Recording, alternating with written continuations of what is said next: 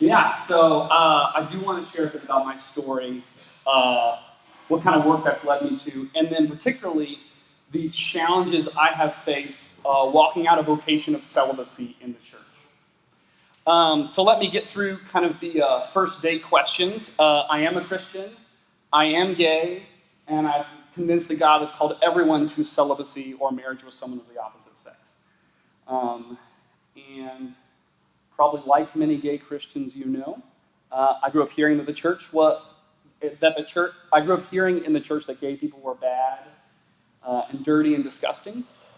So I came to believe that I was bad and dirty and disgusting. Time and time again, I begged God that if being gay wasn't how I was supposed to be, would you change this?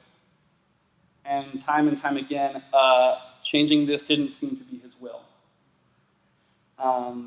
And this perception of gay people in the church and God's seeming abandonment of me and my brokenness, that led to lots of shame. Example of some times I tried to share my story. Throughout college, I devoted myself to a campus ministry in Nashville. I followed every instruction of my mentor, led Bible studies, represented the organization to the university, planned recruitment efforts. I was given every reason to believe that I could join that campus ministry staff once I graduated. And then without warning, I was told not to apply to go on staff at that university, and that I need not apply to any other university. The only explanation given, we don't know what to do with you and your attractions. But thankfully, I've had some really good experiences. Most of the time, people have responded to my story with love and compassion. During my sophomore year of college, I took the scary step of sharing my story with the entire Christian fraternity that I was part of. I needed straight brothers to know how to love people like me better. And I needed gay brothers in our fraternity to know that they weren't alone, that there are people like them. So my fear of being kind of shunned from sharing my story with these guys turned to joyful surprise as after I finished sharing, brothers were lining up to give me a hug and open up their phone to find a time to meet with me in the next week and get to know my story better. So that was a really powerful experience. And I'll say to this day, those men have embodied Christ to me better than any lowercase c churches ever have. So that was a really powerful experience. After sharing my story with the guys in this fraternity, other guys shared with me about their stories, like mine, and that they were stewarding them in similar ways. And as I started to do life with these guys, I realized that they too didn't have pastors or parents who knew what to do with them. That had been my story too. They too were shipped off to therapists or parachurch ministries when they learned that this was a part of their story. So this motivated me because I knew the church needed to be different for people like me. So I deferred medical school and spent a year in a fellowship program at Gordon Conwell Theological Seminary. And during that year, I asked God what he wanted me to do, where and what skills I needed to do that well. And through much prayer, my calling became clear. I was called to equip pastors to better love and serve people like me. I was called to do that with churches in Nashville, and I should pursue a master's in counseling to prepare me to do that work. So fast forward to today, I work 1 day a week at a Christian university in Nashville, meeting with LGBT students in counseling. And 4 years ago, I started Equip, a team of missionary consultants committing to equipping the church with the understanding and skills to better love and serve gay people according to a traditional sexual ethic. But we'll talk more on that later. What I really want to talk about is my own experience as a gay Christian committed to a traditional sexual ethic. And what's been beautiful about that and what's been hard. And I want to share about my own discernment about whether God has called me to celibacy and then what's been difficult about that vocation. So I want to clarify, while I'm not bisexual, I don't generally find women attractive. I dated a couple women in college and developed some specific attractions for them. So I knew that if God wanted me to marry, I could. But 4 years ago, I started asking God, well, what do you have for me? Do you want me to get married? Do you want me to commit to a lifetime of singleness? Do you want me to leave the doors open for both? Today, I'm 100% sure that the calling, the gift, the vocation that I have been given is celibacy. And I've known that for a while. But as I started to consider singleness not as a temporary prospect, but over a lifetime, the lack of support in the church and among my friends became glaring. Pure and simple, Christians cannot thrive in celibacy in the average American church. Despite the encouragements to consider lifetime singleness in Scripture, the stated value of celibacy, the promise of a gift to thrive in celibacy, a promise to receive 100-fold in this lifetime, Jesus radically lifting up celibacy from being a curse of loneliness for a few to being a beautiful, normative vocation for many, and countless examples of celibate Christian leaders throughout history, including Jesus and Paul. Despite all of this, celibacy isn't taught, supported, or discerned in our churches. So those are the three things I want to share about. So first, the church doesn't teach about the vocation of celibacy. All I've heard, I think, are false teachings about celibacy. That celibacy is loneliness for the sake of the gospel. That marriage is better and more beautiful than celibacy.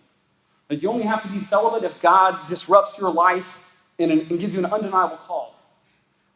And it's our choice whether we get married or are celibate. I've heard that celibacy is only for asexual people. I've heard that celibacy is only for gay people. I've heard that celibacy is only for those who don't want to get married or don't want to have children. Somehow, our churches are stuck with an Old Testament theology about singleness and marriage. So that's the first thing. We don't teach about this very well. I haven't heard about this well. Second, the church doesn't support those of us in vocational celibacy well. It's difficult for those in lifetime singleness to find family in the body of Christ. I get to know people. I convince myself to let myself need people in healthy ways. We start doing life together as a little part of the family of God, and then people move away. Or more often than not, they get married. And our friendships change radically. And it's painful, too painful to be stuck in this revolving door of friends. I think one experience typifies this phenomena for me. So my closest straight friend and I have known each other for 8 years. And during the 3 years we lived together after college, I walked with him through his beautiful but difficult long-distance engagement to his now wife. So when the date finally came for the wedding, I wanted to be really excited for them. I wanted to be so for Chase and Hannah. But the closer we got, I couldn't shake the fact that their marriage necessarily meant less time available for our friendship. A month before the wedding, I sat with him crying, ashamed that I couldn't shake my sadness and anger, and reassuring him that he hadn't done anything wrong. The night before the wedding, when he left our house for the last time to stay the night in the hotel where all the out-of-town guests were staying, I sobbed. I wanted to ask him to come back and stay in our house one more night. I wanted to hear the car door shut and hear him walk up the steps and give me a hug, but he didn't, and I didn't ask. This wedding was about his marriage, not my feelings, so I kept it all in. The wedding day was a mix of tears and numbness for me. We still hang out one-on-one, one night a week, and it's good, but it's not what it once was. And I want to be clear, I was not and have never been attracted to this friend. This is just the pain of celibate Christians. The church and our relational structures just aren't built for us. Churches are optimized for nuclear families, so single people fall through the cracks. And what are the results of this? Single people in our churches struggle with loneliness, leading to sex outside of marriage, rushing into marriage, adultery, and divorce. That's the results. And even those of us who hold tightly to Scripture's teachings about sexual stewardship struggle. More so than most, we're plagued with doubt about whether God exists because we don't experience a physical embodiment of God's love in the form of family. If our churches aren't going to provide pathways for celibate people to thrive in family, then we've got to make it for ourselves. I know I need people who will be there in 30 years for me. To do the mundane things. I need to know who I'm going to come home and have dinner with, and I need to know who I can go to the movies with.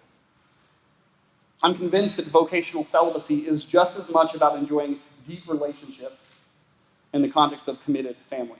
So, a group of celibate men and I in Nashville are starting a monastery, an ecumenical monastery, where men committed to celibacy can make permanent family with each other.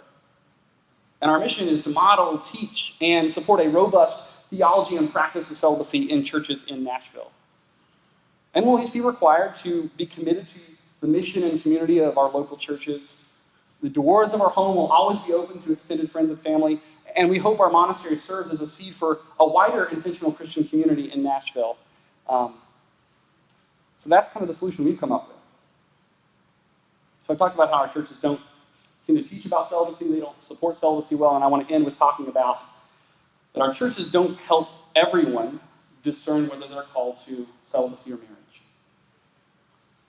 My single straight friends aren't asking God whether he has called them to lifetime singleness. And they aren't interested in exploring making family together with other celibate Christians. They got to leave their options open because they want to get married and they are going to take it. I think this begs the question, why do we think gay people would be interested in celibacy if straight people aren't? I think this is the weakest argument, or this is the biggest weakness of our argument for a traditional sexual ethic. The implausibility of celibacy is apparent in the fact that we don't offer it to straight people. So if you listen to one thing I say today, please hear this. Our churches won't be places where gay people can thrive in celibacy until everyone is discerning whether they are called to marriage or celibacy, leading to 5 to 10% of straight Christians accepting their call to lifetime singleness.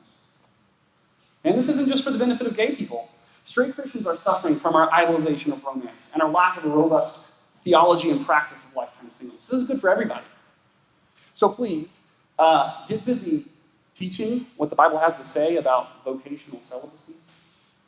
Help people discern whether they are called to marriage or lifetime singleness, and then do what it takes to support it.